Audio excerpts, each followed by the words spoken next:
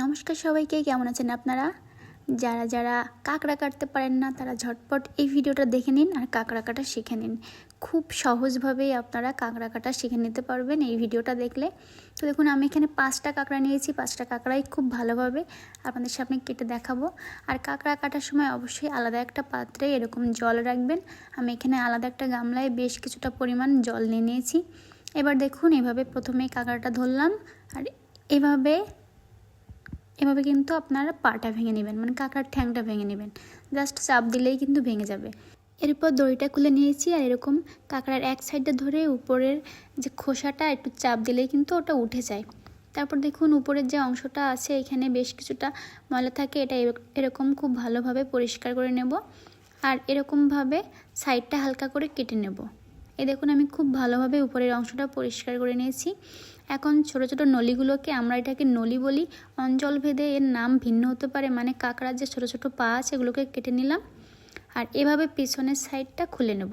এটা দাসি কাঁকড়া আর এই কাঁকড়াতে খুব ভালো শ্বাস হয়, দেখেই বুঝতে পারছেন কাঁকড়াতে অনেক ভালো ঘিলু হয়েছে। আর এই যে কালো কালো অংশ আছে হালকা হালকা, ওটা কিন্তু ধোয়ার সময় ভালো করে ধুয়ে নিতে হবে। একটু শক্ত মাজনি দিয়ে খুব ভালোভাবে কষে ধুয়ে নিলে কিন্তু হয়ে যায়। আমি এখানে আরও একটা কাঁকড়া নিচ্ছি। দেখুন, এই কাঁকড়াটা হচ্ছে গোদা কাঁকড়া। এই কাঁকড়াগুলোর গায়ে একটু বেশি শক্তি থাকে। এভাবে চাপ দিয়ে আমি ঠ্যাংটা ভেঙে নিলাম। তারপর দড়িটা খুলে নিয়েছি। এখন এভাবে ধরে কাঁকড়াটা খুলে নেব উপরের অংশটা। অবশ্য খুলতে গিয়ে ওপাশে নলি কম ছিল, নলিগুলো খুলে পড়ে গেছে, তাই অন্য পাশ ঘুরিয়ে টান দিলাম আর খুলে গেল। এবার ছোটো ছোটো নলিগুলো সব আমি এভাবে কেটে নিলাম। তারপরে উপরের অংশটা এভাবে খুব ভালোভাবে পরিষ্কার করে নেব। খুব ভালোভাবেই পরিষ্কার করে নিতে হবে উপরের অংশটা। এই দেখুন, আর এটা যেহেতু গোদা কাঁকড়া তাই এভাবে কেটে নিতে হবে।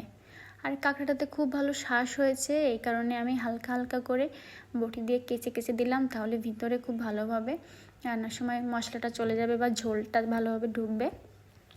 এবার আমি আরও একটা কাঁকড়া কেটে দেখাবো।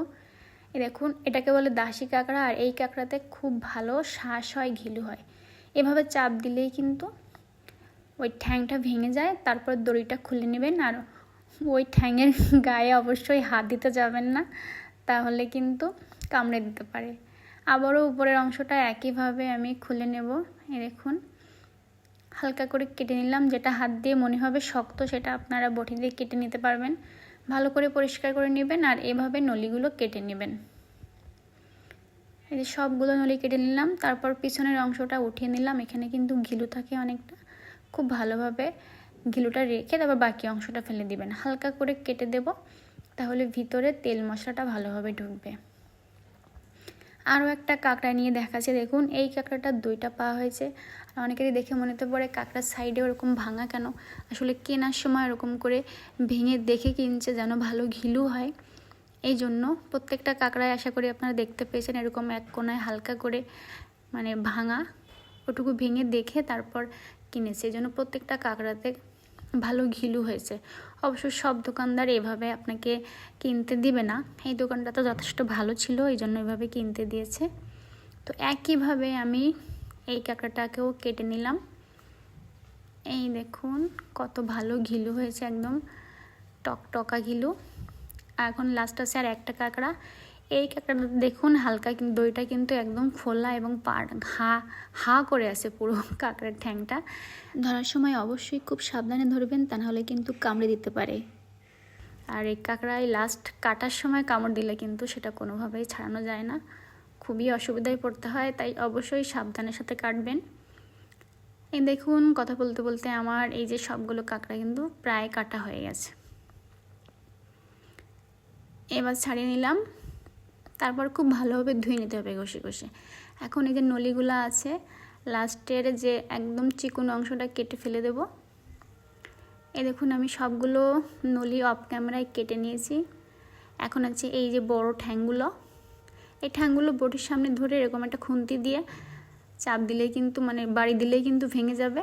আর রান্না করার সময় অবশ্যই হালকা করে ফাটিয়ে দেবেন, তাহলে কাঁকড়ার ঠ্যাংয়ের ভিতরে ভালোভাবে লবণ হলুদ পৌঁছাবে, মানে ঝোলটা পৌঁছাবে।